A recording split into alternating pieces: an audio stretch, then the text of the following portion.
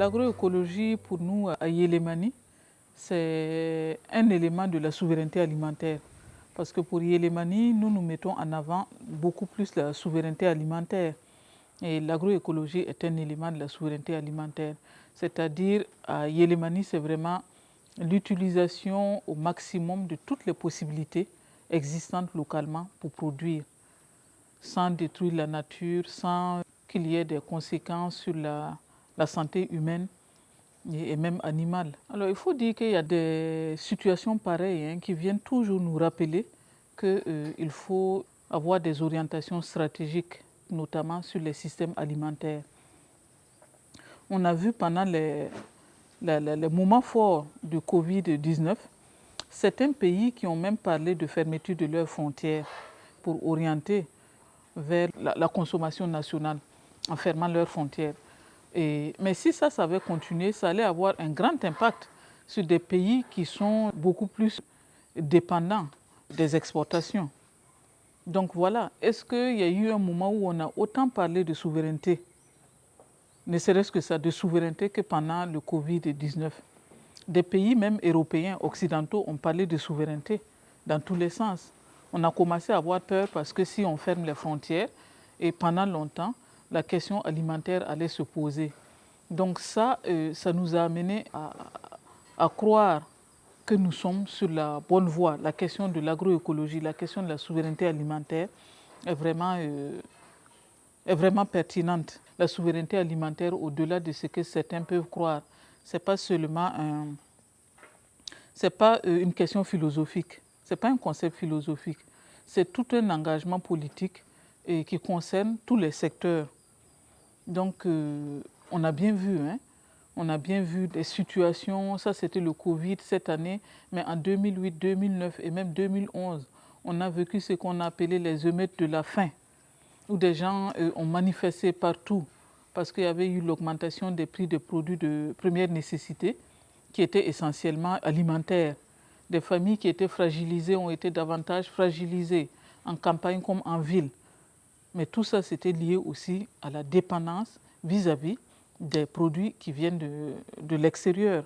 Donc, avec tous ces éléments, on ne peut pas, en tout cas, ne pas croire que l'utilisation des potentialités locales est plus que d'actualité aujourd'hui. Il y avait eu moins d'impact à notre niveau.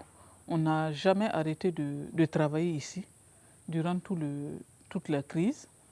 On a continué à produire, on a continué à vendre. Le seul souci à un moment donné, c'était la mise en quarantaine de la ville parce que nos clients sont principalement à Ouagadougou. Donc comment amener les produits à Ouagadougou pour la livraison? Mais bon, ça aussi, ça a été résolu. Comme on n'est pas dépendant des intrants venant de l'extérieur, nous fabriquons tout sur place ici. On n'avait pas beaucoup de contraintes, même si on est isolé, et on n'a pas été impacté. C'est pourquoi je parlais tout à l'heure de l'utilisation des potentialités locales pour produire. Donc pour ça, et d'ailleurs, le Covid-19 a été un boom par rapport à la demande. Certaines personnes ont eu peur par rapport à la maladie et ont voulu orienter leur consommation vers les produits sains. Donc du jour au lendemain, on a vu notre mailing list de clients là exploser quoi. Il y avait plein de clients et c'est bien au contraire nous qui n'arrivions plus à satisfaire cette demande-là.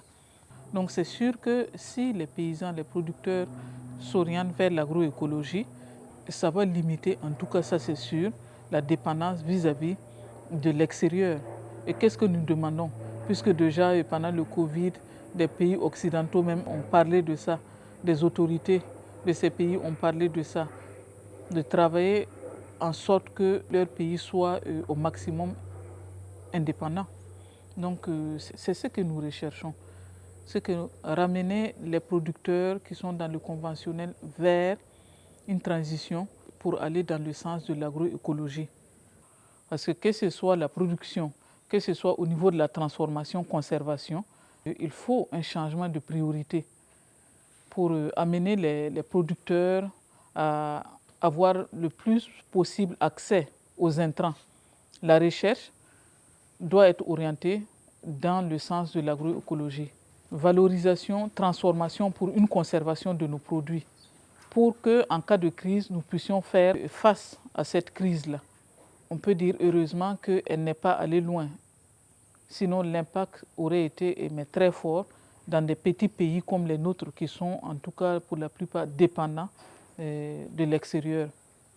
Donc c'est une aubaine pour réfléchir à des changements de priorités et aller vers des priorités stratégiques et surtout vers les systèmes alimentaires. Et un pays comme le Burkina, particulièrement, comme certains pays de l'Afrique de l'Ouest, sont les plus concernés par rapport à l'alimentation, parce que des pays où nous sommes à plus de 80% agricoles, la question agricole reste au centre des préoccupations.